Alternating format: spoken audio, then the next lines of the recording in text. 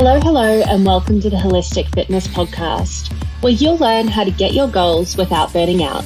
I'm your host, Laurie, and this show isn't just about movement or nutrition. You probably already know that exercise and nutrition is important for your mental and physical health and well-being. It's also about stress management, mindset, shedding those limiting beliefs, and working through some of your childhood trauma. Today, I'm joined by Shawn Pierce. Shawn is the founder and coach at My Weight Loss Coaching, LLC. He has been in practice for 8 years now, helping women from all walks of life achieve any health and fitness goal that they may have. Shawn comes from a previous culinary background. As a former sous chef, along with being a certified personal trainer, an amateur bodybuilding athlete model, he has a purpose-driven mindset for helping others. He draws his knowledge from previously being overweight, which we talk about in this podcast, and unlearning all those healthy, unhealthy eating habits, along with the wisdom gained from creating solutions for his past clients' pain points throughout the years. We speak about a bunch of different balanced fitness topics in this podcast, including why irregular cortisol levels are every woman's enemy, what insulin resistance is and how women can heal from this, and why we need to eat more, not less, and why and how sleep and rest is actually your superpower. I love this conversation. Shawn is an incredibly experienced trainer, and I'm so excited to share this conversation with you. How are you going this morning, Shawn? I'm doing great. Thank you so much for having me, Laurie. I appreciate being on your podcast. I am really excited to have you here, to be honest. I've been looking up your work. You're a super experienced fitness trainer, as everyone will have heard in the intro, but also you work with like irregular cortisol levels and insulin resistance and like helping women, especially with some of those other dynamics that maybe we're not thinking about as much. So I'm really excited to have this conversation. Same here. Thank you for having me. No worries. I feel like whenever anyone like gets into, and I notice this with guests, they get into like some specific niche of fitness or their specific niche of wellness, there's a backstory, there's a reason why. So can you share with me the context that I would need to know why you help people in the way you do today as a fitness trainer? I love that question because that really gets deep down into those feelings, those deep feelings. Because for me, I started this industry because I came to a point in my life where I needed to make a change in my career. I was really lost in where I was going with my careers, and I kept hitting dead ends. But oddly enough, every career I entered, first being the culinary industry, I worked as a chef for a few years, learning how to just prepare different styles of food. And that, because I was such a foodie in general, I was always a bigger kid growing up. I had weight issues. I loved food. And so my mom just steered me into that direction in high school, went into it in college, loved it. Definitely didn't help my weight, of course, but I learned a lot about cooking. And then from there, I had a son. So that got me out of that industry with working 7 days a week, 12, 14-hour days. And I went into the medical industry. I wanted to become a nurse, surrounded by wonderful, intelligent women who were in the industry for years. They really taught me a lot. I worked on an orthopedic floor for about 3.5 years. In that experience, I worked with patients who had knee replacements, hip replacements, back fusions, and of course, amputations due to diabetes. So I saw firsthand the long-term effects of obesity and poor meal and health plans in the long run, what was going to occur. And in that 3.5 years, that really shook me up. And that I was always battling my own weight because I grew up in a household with 2 obese parents myself. Wow. That gives you statistically a 40% chance of obese yourself with just one parent, and it actually doubles with 2. So my sister and I were always battling with our weight and our health in general because of the poor habits we learned. Seeing that long-term in the medical field then really opened my eyes to, I need to do something about it for myself because this is where I'm going to end up. Yeah. So, seeing and helping those who are suffering from it from obesity itself and just a poor lifestyle in general, I dove into learning more about it because I knew that it was going to apply to my own life at some point. That was in my 20s. Then in my 30s, I got into becoming a fitness trainer. and was scouted by a online coaching business. That's where I learned the beginning steps of how to interact with my clients in a coaching platform. From there, I started meal prepping for those clients because I had that natural ability to how to cook healthy meals without throwing in any additional unhealthy factors. And that grew to building my own coaching business and moving away and offering personal training, meal prepping, and of course, the coaching aspect to my own clientele. And that has been going on for now 8 years. So it's been a great experience. Through those 8 years, I've worked with so many different walks of life. And and the reason I got into this industry was that I simply needed a purpose. And I knew that I wanted to help people. That's why I got into the medical field. It wasn't right for me, but I wanted to help people, and I had the ability to know how to eat healthy, and I knew how to exercise. And I was like, how can I use these two factors to really help people? And then when the coaching came into play, I just applied all three of those synergetically and was able to really come up with my own brand that really made a positive effect on people's lives. And God bless. I've just been very fortunate with getting to work with people for 8 years and help them turn around their lives. I don't really focus on I want to get into a bikini for summer. I love those clients because they're easy, but my bread and butter client is those who are suffering and don't have answers and just want to figure out how to make those changes so they can live to see their grandchildren, to see their own children walk down the aisle. A lot of, with heart disease and obesity, especially after the pandemic going through, people are their lifespan has drastically shortened, and we're really waking up to the fact that we need to start making some big changes. Yeah. And come in. And I can feel that like through the Zoom meeting that we're in. For anyone listening, we're recording this on Zoom, like most podcasts really. And I can just feel that energy and feel that passion from you. And you mentioned that, you learned how to exercise, you did your fitness qualifications, and then you could meal prep. But I would say the third layer that you've got that is a real edge is the odds were stacked against you in terms of weight loss. Having two obese parents and then growing up as, a quote unquote, like fat kid, chubby kid, like whatever you want to call it, or, a bigger boned kid. We have different names for it. I've noticed with clients, it's really difficult to help people believe that they can lose weight when they have no evidence of weight loss. Can you describe like how you infuse that in your like coaching now or your own personal experience, how you overcame that?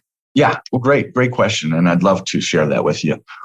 So my own personal experiences, I try to share with all my clients throughout my coaching because I do feel that I can connect with my clients when I can explain that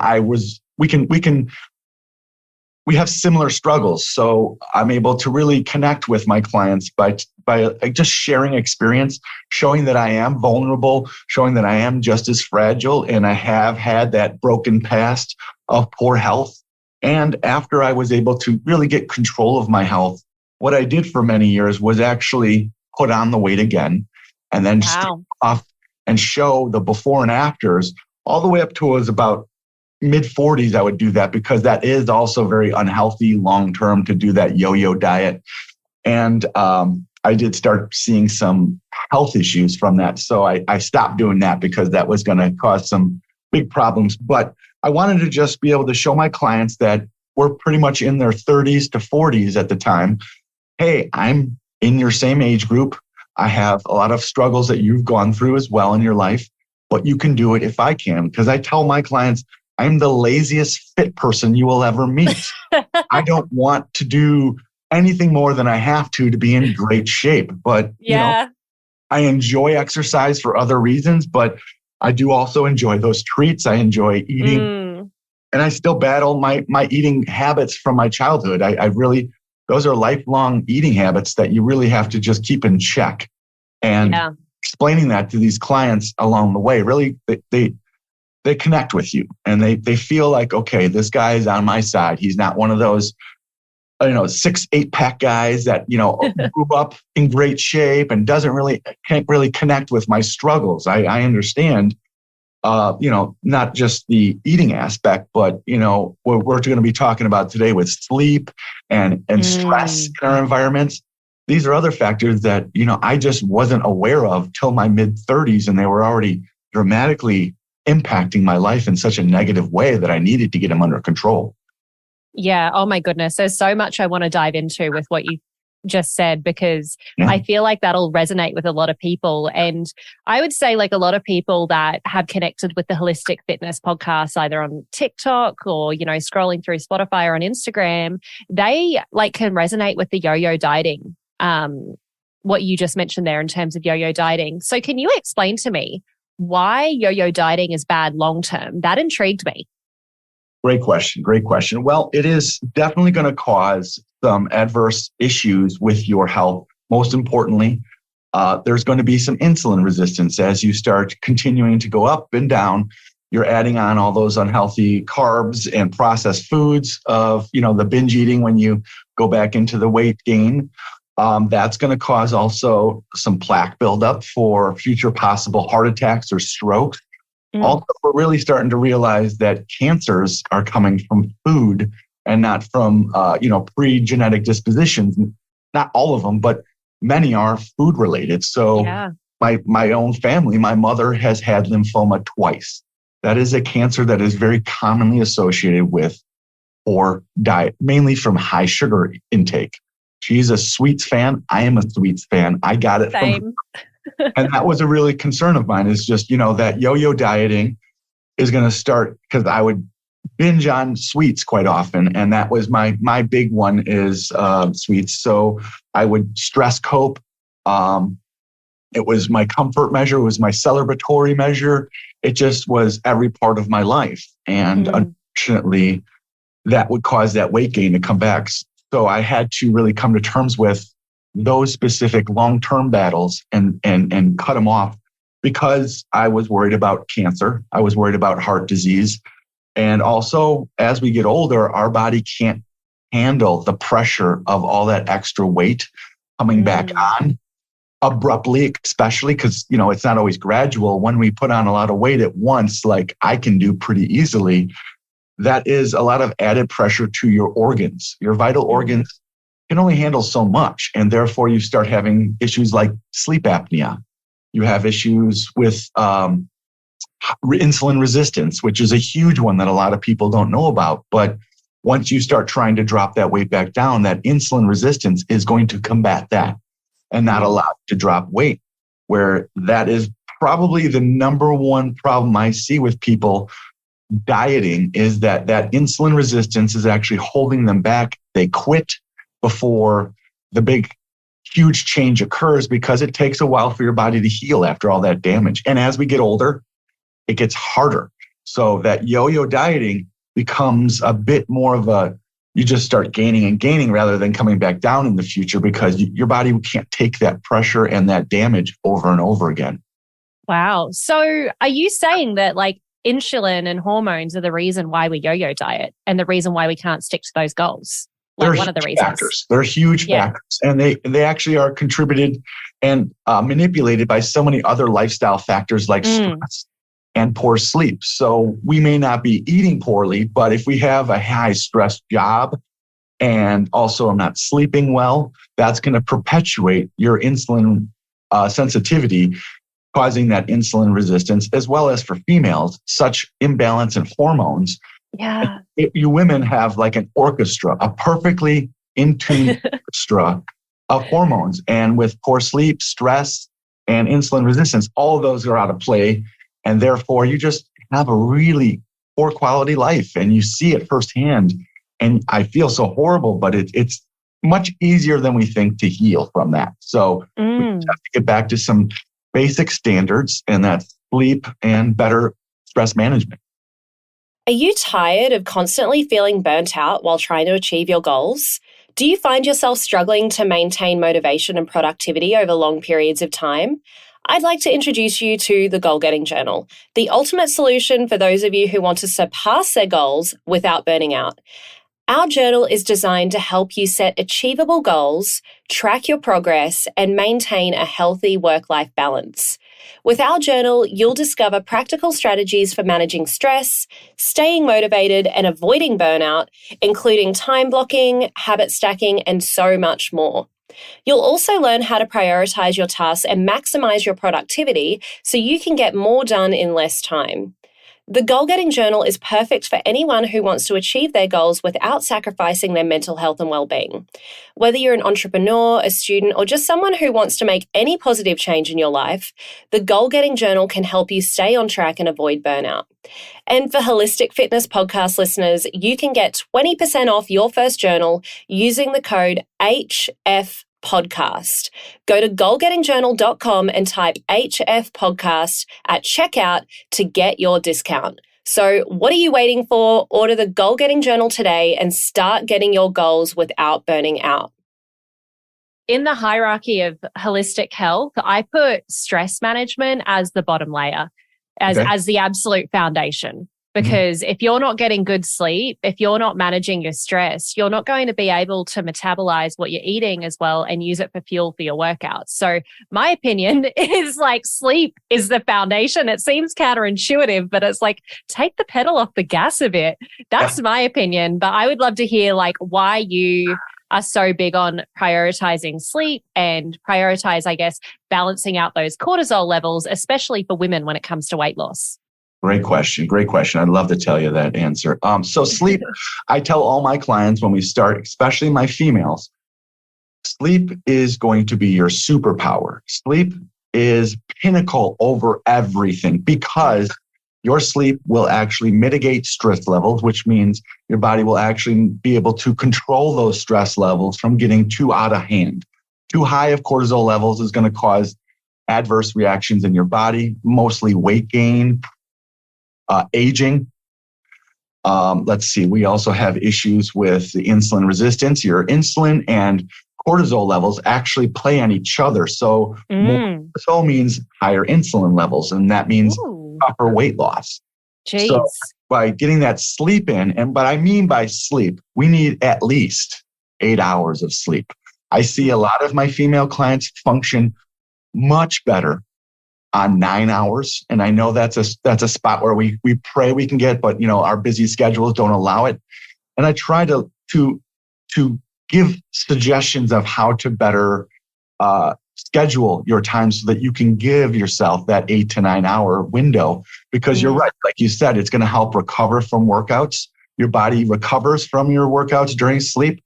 It also regulates its metabolism. So your metabolic hormones are regulated during sleep. So if you get poor sleep, your metabolism slows down. And therefore, you're having that struggle where you're trying to outwork your poor lifestyle.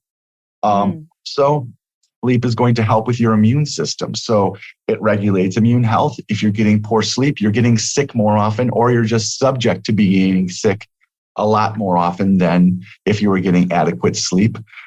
And of course, those female hormones are also help regulated during sleep. So you don't have as much depression, if any, or anxiety if you're getting proper sleep. Also, cognition is a big one for our business professionals out there that need to be on point from 8 a.m. on.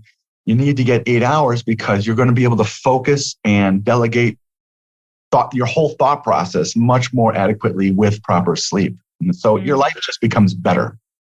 I feel that deeply because when you get a 5-hour sleep, and I guess business professionals can relate to this, like when you've got a 5 a.m. flight, sometimes getting a short sleep is unavoidable. It's like watch and listen to your body on those days. For me personally, my heart's racing when I wake up. Like I go for the unideal food choices. It's like if you observe your body when you get less sleep versus when you get an 8 to 9 hour sleep, it is astronomically different. Much different. That's because you're actually putting your body into that fight or flight mechanism where you're basically turning off your digestive system and it's ready to defend itself. So that's why you feel that heart racing adrenaline from the cortisol itself. And it's very damaging on the body, of course, and it causes those increased cravings to occur. So when I have a client who, reports back to me in the morning, hey, I only got 5 hours of sleep, I'm warning them, be careful and aware of some strange cravings today. You will crave food that you don't typically want, and you'll want to eat more food than you're supposed to have per meal. And so just be cognizant that this is due to the cortisol hormone and not because your body actually needs that fuel, because it tricks us into thinking, oh, we need more. We got a busy day ahead of us. Let's eat some more. And it's not true. It's just that cortisol causes that. And also it's a muscle wasting hormone. So if you're trying to put on muscle tissue, which we all should be doing for our own general health, it will actually cause our bodies to go catabolic and use muscle tissue as fuel versus body fat or food. No thanks. No thanks at all, right? Yeah. We don't want that. Never. And that's all those gains go away, right? Yeah, exactly. All of that hard work. And that's my big thing about sleep as well. It's like growth hormones released when you're sleeping. You want to sleep so that you can like build muscles and stuff. Yeah. Oh, I love this. Sorry? I was going to say females have such a harder time building muscle as well. Yes. You have to have an optimal environment for it. And that's why sleep is pinnacle. Yeah, absolutely. For people listening, I'm sure it's a small percent, but for the small percent that are like, hey, Shawn, I get 9 hours sleep per night, and I still struggle with cravings, cortisol and stuff like that. I feel like I'm stressed all the time. What are some other tips you could give people to balance out their cortisol and insulin resistance? Wonderful question. And what I use for my clients alike, because that is a very common issue as well, is a supplementation regimen is important to have, because we can supplement. Mainly, we're finding out a lot of us are magnesium deficient. Magnesium is a great supplement to help mitigate stress levels. I also implement some other supplementation such as L-theanine. I love that for just general stress levels. I took some before I went on this podcast. Hey. And then, of course, an exercise regimen is going to be important, because those dopamine releases and endorphins are going to help us with feeling less stressed out, and it's going to combat those stress levels in our body. But I will say, a lot of women who do have high stress levels also then have other hormonal issues such as PCOS, which is a big one. Yes, it is a big one. Yes, my wife suffered from it. We were diagnosed with it a while back, and we've been learning a lot about it. And so, with that said, when you want to approach a woman with PCOS, you don't want to have high impact, high intensity exercise, because that's only going to stress the body out more. So you want to do more weight training with a little bit more rest in between to help reduce those stress levels that you're already suffering from. I love that. And I definitely share that on the socials and in person with people in terms of that high intensity. And like, you might actually drop the weight from doing yoga and Pilates and stuff. But as a fitness trainer, obviously I'm very biased to resistance training and lifting weights, but that also does activate your sympathetic nervous system, and you want the blood flow going to those large muscle groups. So can you explain to me how you adapt training in the gym to those who maybe are having some hormone issues or needing to move away from high intensity exercise so they can lift weights without necessarily burning themselves out too much? Great question. I do believe slowing things down in the gym with weights. So women typically want to be in and out of the gym in a half hour. More of the experienced gym enthusiasts like spending more time there. But, with gyms being so packed nowadays, they want to be in and out, and therefore they're going through their reps very fast and they're not resting in between sets. So just that general 2-minute rest in between each set is going to help you bring your heart rate down, causing less stress levels. And then obviously that it's androgenic. I'm sorry, it's not anabolic, but anaerobic. That's the word I was looking for. Words are hard sometimes. Right? Words are hard. It is anaerobic exercise, which isn't going to cause that huge stress level that would occur from just some high intensity cardio, which typically that's what they're doing in the gyms is they go in, they do cardio, and they're out. They're intimidated by the weights usually. And that's where they need to start getting involved and more comfortable is in that weight room, because that's going to also be a factor that is going to help with their general health. Also, Pilates is another great exercise regimen with weights that you can use to not stress the body out as much. Yoga is another one. I have tried yoga. I'm not sure that the term of the type of yoga it was, but it was weighted yoga. And it was the most challenging I've ever had. It was also heated too. So it was hot. Oh, wow. Weighted yoga. I was very ambitious when I jumped into that class, and I almost didn't make it out. I bet it humbled you. It definitely humbled me, and it taught me a lot about flexibility and self-care in general, just getting my body to be more flexible. And that was a tough day for me. But you need to get out of those boxes. You know, I look like a typical meathead because I live in the gym all my life. But I do need to learn other aspects of fitness and feel comfortable in those environments so that I can, learn more from them and also apply that in other areas for my clients. So yoga was those challenges years ago I had to dive into to just learn more about, and it changed my life. Yeah, no, I love that. And I feel like it's a really good lesson for everyone listening as well, especially if someone's saying, oh shit, that's me. I'm always on the treadmill in and out in 30 minutes because they're not jumping out of their comfort zone. And it's like, hey, as trainers, we actually have places that aren't our comfort zone. For you, it's a hot yoga class with weights. For me, it's ball sports. I'm coordinated with my body. Give me a one-legged deadlift or give me boxing or Olympic lifting. I'm good to go, but give me a bloody ball and geez, I'm terrible. Same here, actually. That's why I spent my time in the weight room when I was on the football team in high school. I wasn't really great at football, but I loved being in the weight room, just the training aspect I fell in love with. And I am very uncoordinated. So picking something up and putting it down, very easy. Lovely. All sports, way too complicated for me. Yeah, no, and it's okay to be like good at some things and not good at some things. I think with regards to weight training as well, and I think it's like me being a yoga teacher, the one thing I would add to that I feel, I don't know the science behind it, but I definitely see it with people that helps them regulate their levels is connecting the breath to movement. So, on the concentric phase, which is the hard phase, we all know that we should be, breathing out at that point. So if people are doing intentional movement, connecting that mind to muscle, taking things slow, as you mentioned, increasing that rest, that's when you're going to be really connecting with yourself in that moment, bringing the yoga into fitness, and then hopefully not increasing your cortisol levels as much.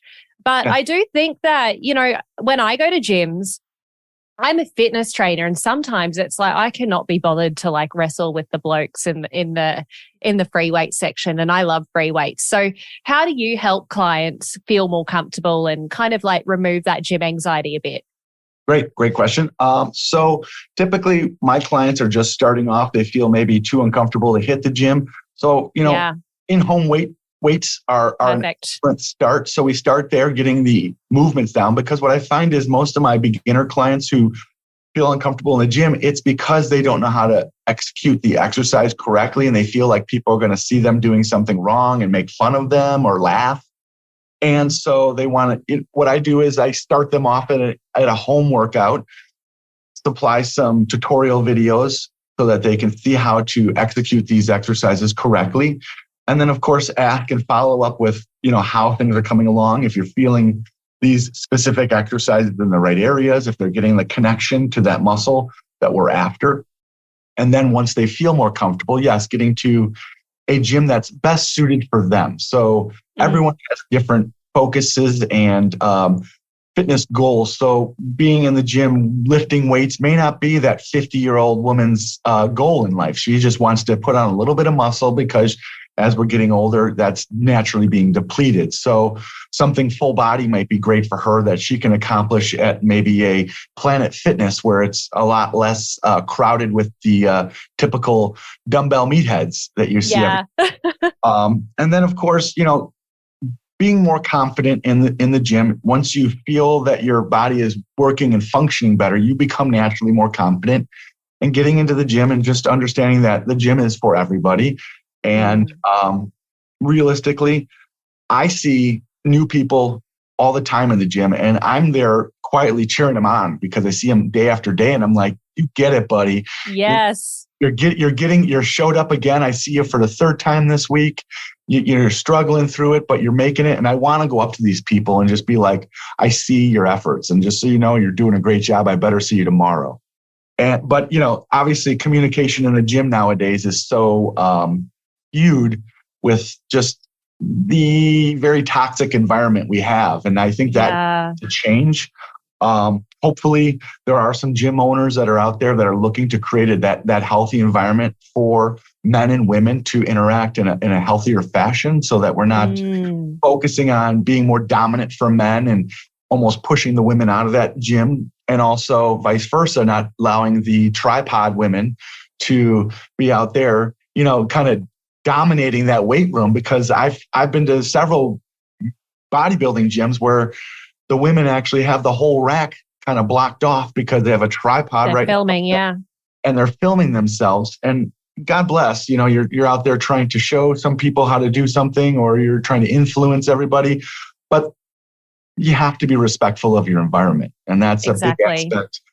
When I work with my younger crowd of clients, I have a lot of high school athletes, and I try to instill this mentality in them about when you're in the weight room, you need to be respectful of other people, because there's a lot of those gym etiquette rules have been lost in the past generation. And even myself, as I'm tattooed pretty much everywhere, so I look pretty intimidating in the gym, but a lot of these toxic gym enthusiasts really are rude even to me. And it's like they're very entitled, and it's a whole other topic we can dive into and talk about, but it does need to change. And, feeling comfortable in the gym is important. So I try to encourage my clients to get out there into a gym that best fits their needs, and then, get used to that and build their confidence. And of course, that's just through positive reinforcement. That old school negative reinforcement mentality doesn't really work with,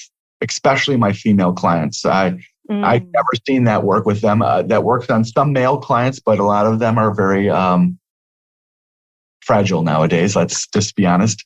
The men can't handle just you telling them you need to suck it up and get going. But this is for women. And yes, women, just need to feel a little bit more confident in the gym and also find a good fit. Yes. I love that you brought this up, Shawn. And I don't think I've ever shared this on my podcast or even on any of my social medias, but the reason I've created a fitness app, a gym anxiety course, why I've been a senior leader in tech, why I do everything I do, like with friends and stuff, is because I have an extremely clear mission. And my mission is very simple: create a ripple effect of kindness. And that includes when you're walking in the shopping center. This is the example I always use. When you smile at someone, they smile back. I feel like so many of us are stuck inside our own heads that will give negativity to others, and will actually give negativity to people who shine brightly or that are trying to spread a positive atmosphere. And I see it in the gym as well. And the biggest reason why I do holistic fitness, not just fitness, is because I want people to do the inner work first. So when they do lose the weight, they're actually fucking happy with themselves. There are so many people, and I've been mostly in bodybuilding gyms because I love the equipment, because I'm, a gym girly, that I work so hard to be friendly to people in the gym. I introduce myself to people. I work so hard just to be friends with the receptionist, and they're in a service-based industry. And I do. I get in there. I'm friends with everyone, but it takes effort from me. I'm a fitness trainer, so I know what I'm doing, and I'm an extrovert, so being around people doesn't make me uncomfortable. Most people aren't fitness trainers, and at least 50% of people are introverted. Ooh. So I think it really grinds my gears when I see unwelcoming environments in the gym. I do think that most people mean well, like they're just stuck in their own heads and they're also nervous. So that's maybe why they're, sticking to themselves or whatever. But what you just said really resonated with me, because it's like literally my mission. Just be nice. Yeah, no, I agree. I can shed some light though on that environment that you typically see, especially since you go to those bodybuilder gyms. As a former amateur athlete myself, I was in bodybuilding for a short period of time. Those gyms come with a different atmosphere. I think they're not as welcoming to the average lifter. A lot of people are really tunnel visioned into their goals. And for many of the men, especially in bodybuilding, you're using aggression to get through those workouts. So when you see them, they have a very aggressive look on their face. They're very focused. They're ready to put up weight that most people can't even lift. So it takes such a deep, dark place you have to go to. And it helps a lot with their stress, anxiety, depression. And that's another factor. A lot of people in the gym, they may be miserable and look and appear and maybe even act rude. And I've learned just from experience that some of these people are there because they're going through demons. They're dealing with their demons. Yeah. It's for mental illness that they're there, not for any outward physical appearance. It's just to get through the day without maybe going back to a drug. A lot of recovering addicts are using gyms successfully, as I am one myself.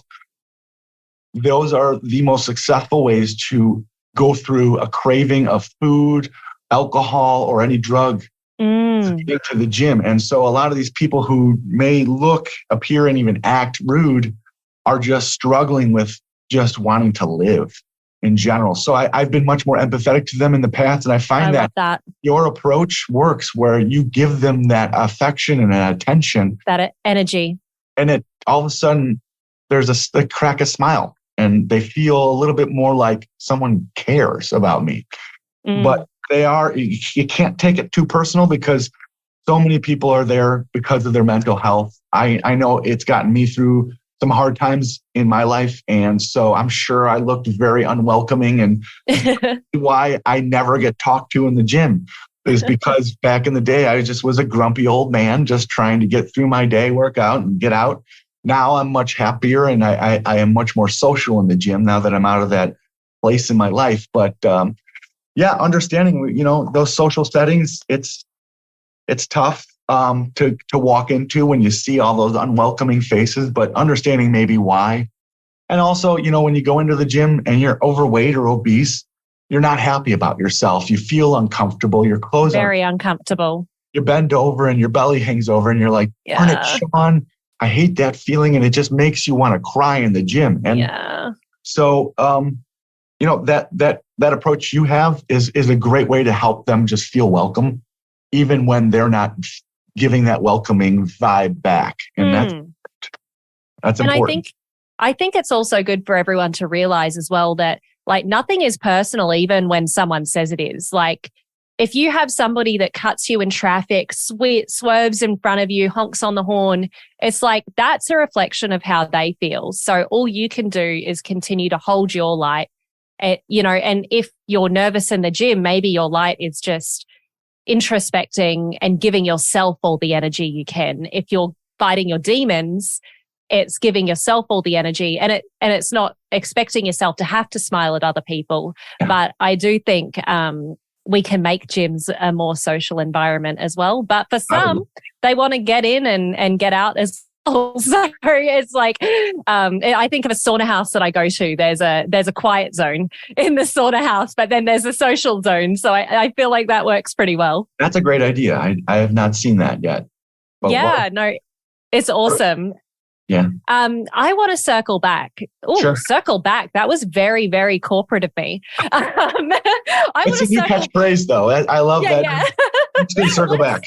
Let's circle back to meal prepping. So yes. I feel like I'm curious about, two things I'm curious about. One is how you welcome sweets into your life now, being an ex-sweet addict, and what kind of principles you use to help clients or help yourself meal prep and keep it interesting, because chicken, rice and broccoli can get pretty boring. True. And that's where I come into my own culinary experience. Meal prepping, from what people see on the internet, is much different than how it really needs to be. We see meal prepping as all of those businesses that are selling basically to bodybuilders. So just like you said, the chicken, broccoli, and rice is what we assume meal prep has to be. That is basically just the bodybuilders out there and those who are more advanced in their fitness and trying to hit those extreme goals, which is why they're so stripped down of flavor and sauces. For my clients that generally need to just eat healthy, we have much more wiggle room. And so, first off, pulling that rice out, because everyone thinks that every meal has to be with rice. That's a necessity, and I actually avoid it with a lot of my clients because it is an unnecessary fuel source for somebody who may be working at home in front of a computer for 8 hours a day. You eat that rice 3 meals a day, you're not going to burn it off. So we with meal prepping, I've created my own recipe ebook for my clients that is all meal prep formatted so that they're able to prep for themselves for several days in advance. And there's so much wiggle room in regards to meal prepping itself. I make it simple. Most of it's cooked in the oven or on the stovetop for at least 4 days in advance, if not 7.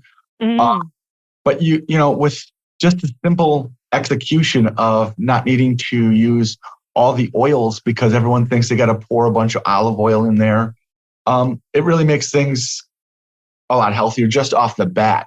And then you're have some wiggle room with some sauces out there that, you know, maybe if you were a bodybuilder, you wouldn't use, but for somebody who's overweight, it's not going to affect them as harshly as somebody who's trying to get a 6-pack. So we have a lot more wiggle room. And then of course, chicken is always that go-to meal prep item that I like to avoid at all costs because you get burned out on chicken so often. Yeah. Okay. So I love ground turkey. I love ground meats. I'm a big fish fan. So I try to encourage clients who aren't used to eating fish to try to get involved with, you know, some recipes that might seem more exciting. And I'm a big air fryer person. So my wife and I, we work from home. So we're always, you know, just needing to throw something in the air fryer real quick between a meeting.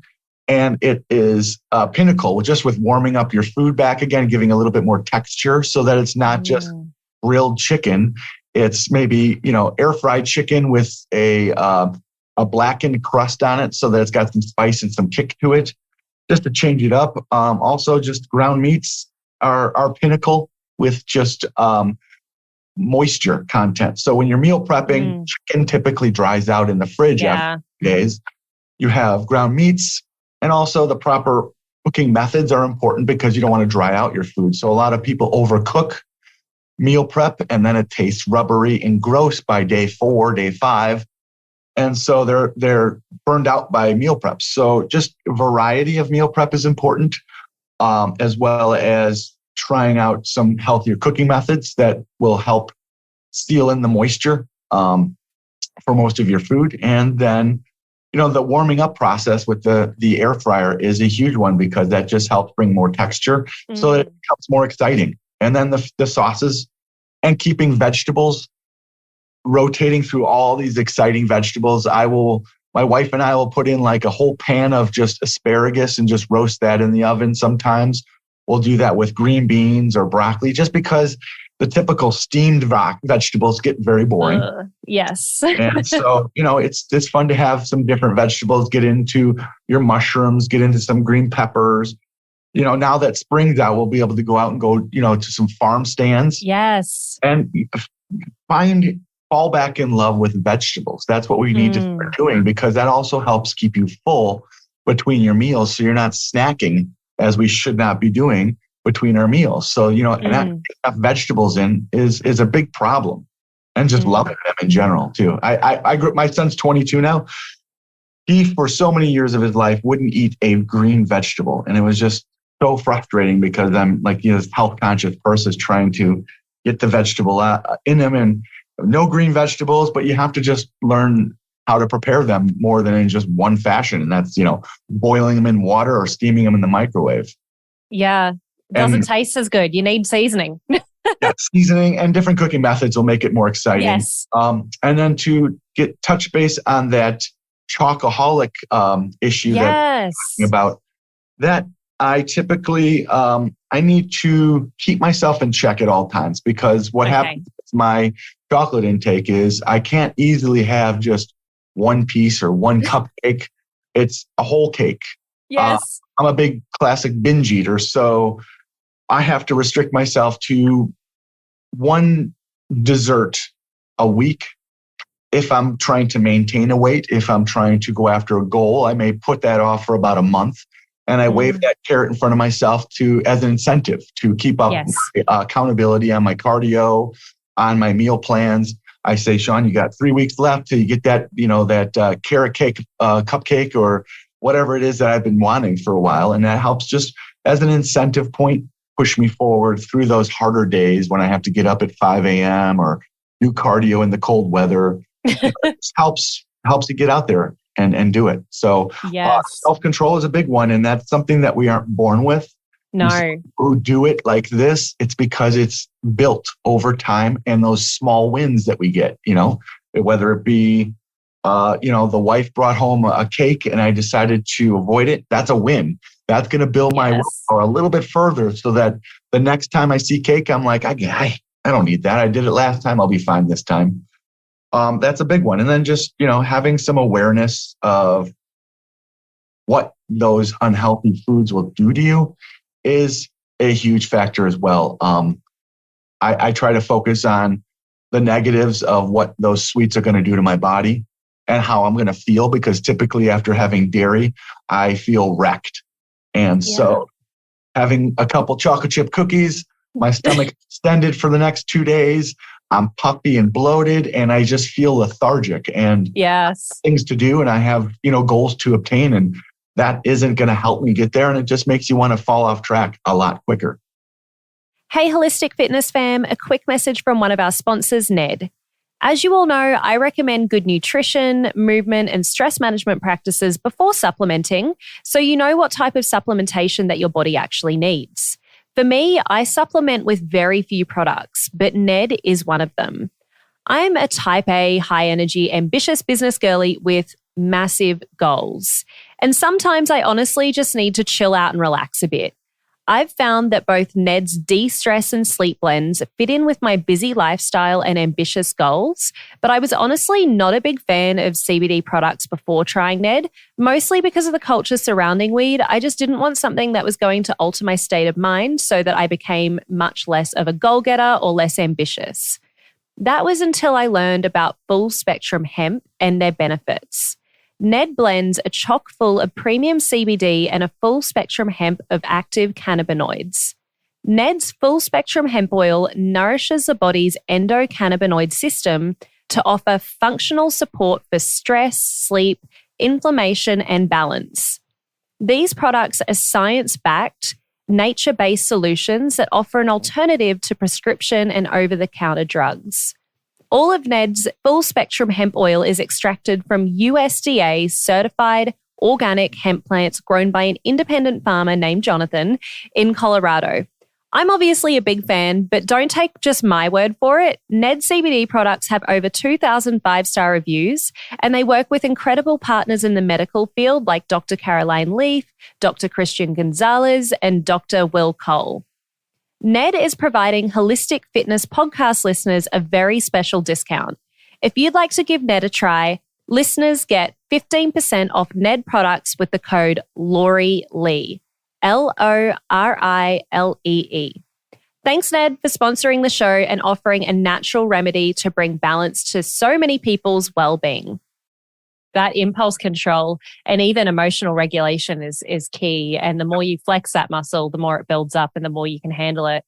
I find it really funny that we're both fitness trainers and we both my mum is, ever since I was younger, she works at a school as a teacher's assistant or teacher aide, as they say in Australia. So around Easter, she'd bring back so many chocolates from the kids. I can't have chocolates in the house. If there's a whole thing of chocolate bickies, I will eat them in one sitting. They can't be sitting around and it's bad. So I just don't have chocolate in the house because I'll eat it. Same here. I grew up and my mom had to hide the chocolate in the house because I would eat it all. So when she would bake, she would literally put the cake or whatever desserts it were in the car, in the garage to hide from me because she would know that I would look around the house for wherever it was hidden and smell it out. And then I unfortunately, I would eat cake for breakfast, lunch, dinner if it was available. So, I have to have it out of the house. But that is interesting how most of us health industry enthusiasts in the industry come from very unhealthy eating habits. And this is how we've learned to control them, is diving into the industry and becoming so engulfed in it that it kind of keeps us accountable. And that's why I got in myself. I painted myself into a corner and said, I do this and help other people, but I need to be an example. And I have to get it under control for people so that I can not be a hypocrite, and also so that I can learn how to help other people with those same issues. And I've come across them, and it's been very helpful with just sharing my stories and sharing my experiences and just some of those suffering points too. Sometimes people just need to vent and be like, darn it, Shawn, I had a horrible day today. My boss is a jerk. He did this and that to me. I want to quit my job. And, I just want to go out to the store and buy a big box of cookies. Yes. So, I tell my clients, reach out to me and just vent, because sometimes it's just that talk. Sometimes it's just, you need to get it out, and you don't have to tell your spouse or your significant other. And also, walks are pinnacle for those craving moments. Getting out for even a 5-minute walk will actually change the direction of your thought process so that you're not thinking or craving any of those sweets at that moment. And get out in the fresh air. That also helps relieve some stress that may be actually what triggering that. So, looking for that root cause is a big factor in why you're craving sweets. We probably both have some stressful situations that caused a lot of that. I know growing up, I had a stressful environment, and that's why I always craved sweets, not only because they were around, but because I was in a very unhealthy environment that caused me needing those.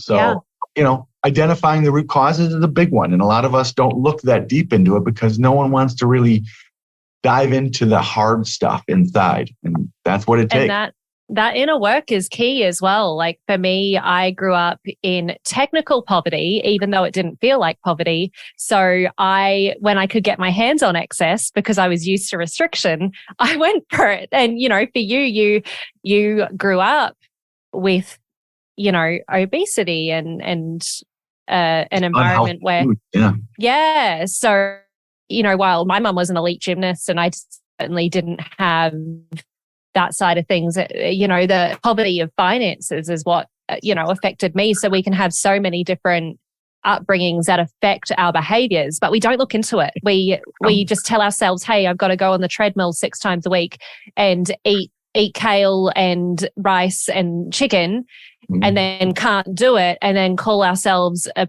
failure because we can't do it and keep yo-yo dieting, when it's like, what, it's actually not really your fault. You need to take accountability now, but let's dive into what's actually happening here. Great point. And that's where a lot of the unhealthy habits that we have are stemmed from. It's just a coping mechanism, and it's quite literally food addiction. There's a lot of food addiction, and we don't term that because, no one wants to say anything up to the general public about that because we'll be demonized. But addiction is extremely real, and you see it everywhere across the board in different fashions. And even in the health and fitness industry, we're probably the more aware of those addictions to food than those who actually are suffering from them now, because it's those big businesses just profit off of our addictions to the foods. Totally. And they actually have ingredients that cause those addictions. And just being aware of that is part of the process for me with my clients, is just sharing that information that these foods quite literally caused you to become addicted to them. Like dairy. I tell people we can't have dairy on my program. They get very angry with me because cheese specifically is as addictive as hard drugs like cocaine and heroin. Oh, don't tell me that. I love cheese. I know. Well, that's what I'm saying. Same a bit like what your clients say to you. I probably just said to you. But I tell you, by the end of 12 weeks, they're like, Shawn, I cannot believe how bad cheese was for me. I feel so much better. The inflammation that it caused in my body. Women were always complaining about that pooch, thinking it was fat. It wasn't fat. That was inflammation of your intestines from the dairy pushing outward, causing that puff in your lower abdominal region. That wasn't fat at all. Those organs swell so big. So we don't see that because no one teaches us about inflammation and how it actually affects our bodies.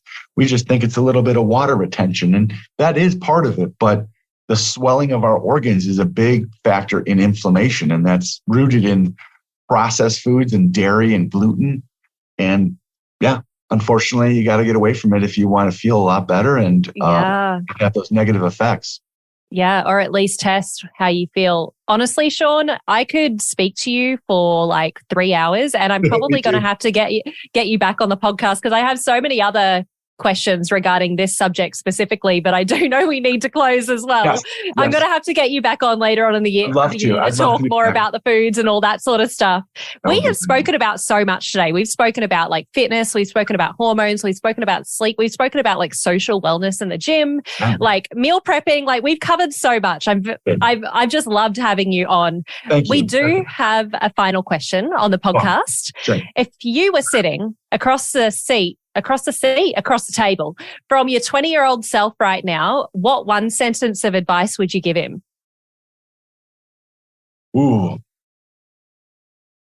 Learn your body before you try to do anything with your health. Learn about your own body, not what other people's bodies do, but learn your own body. If you learn your own body and how it works, you can manipulate it to do anything you want. So just learn your own body. And that encompasses all those factors that we talked about and so many more. But learning your own body as if it was a subject in a college to have to like educate yourself on, like Shawn 101. You need to learn your body. Once you do, there's so many aha moments in that one experience of learning your body. Oh, I love that. And that's such a good place to end as well. It's like, try going dairy-free for 12 weeks. Try doing Pilates for 12 weeks. Try doing resistance training for 12 weeks. Try no gluten for 12 weeks. See what works for you and what doesn't work for you. Because if we just approach fitness and nutrition and stress management with a sense of curiosity, then it makes the journey so much more easier and we make it authentic to us rather than consuming all this content and trying to be someone else. Well, that and more importantly, the sooner you learn your body, the better off you're going to be later on. And I work with a lot of people who put it off until their 40s and 50s, and then they're in such poor health. They're miserable. Their families are miserable. They're teaching their families these unhealthy habits. And it's harder to unlearn all of those at the age of 50 or 40. Yes. And then kids are also learning them. So you have to teach the whole family all over again. Learn it early. And then life is so much easier for you and you can do so much more with your life. I love that. Yeah. I'm sure that so many people just really enjoyed this conversation and want to get to know more about your work. So can you share with everyone, how we can get in touch with you with regards to training, socials, all that sort of stuff? Yes, of course. So to find my socials, you just need to go to my Linktree /my weight loss coaching, and you can find all my socials on there. If you want to get in direct contact with me to talk a little bit more, you can either reach out and schedule a Calendly appointment with me through calendly.com /my weight loss coaching, or hit me up directly at my Gmail account at myweightlosscoaching@gmail.com. Amazing, Shawn. And I'm going to have all of those links down in the show notes as well so people can get in touch with you super easily. Thank you again so much for joining. It's been an absolute pleasure. It was my pleasure. Thank you so much for having me. And I love just speaking with you. And I look forward to hopefully being on your podcast again. Yeah, I definitely want you back on at the end of the year. Hopefully I remember the other questions I want to ask you. I'm sure I will. Awesome. For everyone listening at home, in the car, while doing the housework, wherever you're listening to the Holistic Fitness Podcast today, eat well, move well, breathe well. And until next time, keep shining.